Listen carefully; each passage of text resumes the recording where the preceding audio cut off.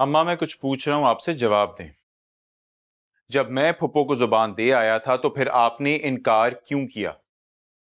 मैंने अपनी बेटी के लिए जो मुनासिब समझा वही किया। वैसे भी नफीस का और गुल का कोई जोड़ नहीं है। क्या कहा आपने? मेरे भाई में कोई कीड़े पड़े हैं या सांपों से दोस्ती है उनकी? मैं तुम लोगों से बहस नहीं करना चाहती। गुल मेरी बेटी है, उसकी शादी करने या ना करने का इख्तियार सिर्फ मेरा है। अच्छा, और आप कहां करना चाह रही थी उसकी शादी? अहमर के साथ? अम्मा, जिस इंसान को हलाल हराम का फर्क मालूम नहीं ना, वो रिश्तों का पास भी नहीं रखते। मुझे ये सब कुछ बताने की जरूरत नहीं है तुम्हें। अच्छा, आप लोग आपस में ना लड़े। मुझे किसी से शादी नहीं करनी भाई। देखो गुल, अम्मा तुम्हारी पढ़ाई मुकम्मल होने के बाद तुमसे जॉब करवाना चाह रही होंगी, लेकिन मैं बेगैरत नहीं हूं जो अपनी बहन की कमाई खाए और फिर लोगों से ताने भी सुने।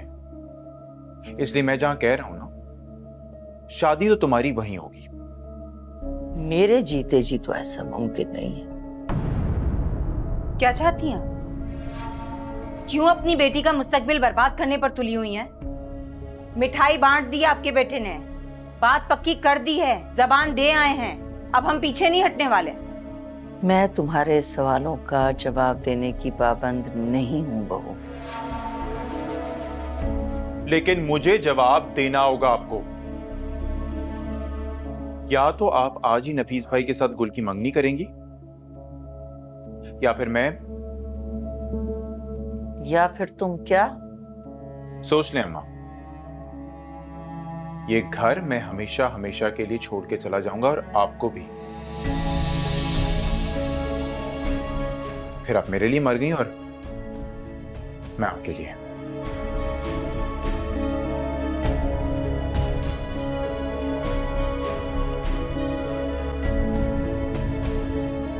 तो फिर ठीक है, अल्लाह हाफिज। चलो सुरैया, सामान बांधो। भाई, नमान भाई, भाभी आप बात करें ना भाई से, समझाए ना उन्हें। समझाओ तुम अपनी माँ को अच्छी तरह।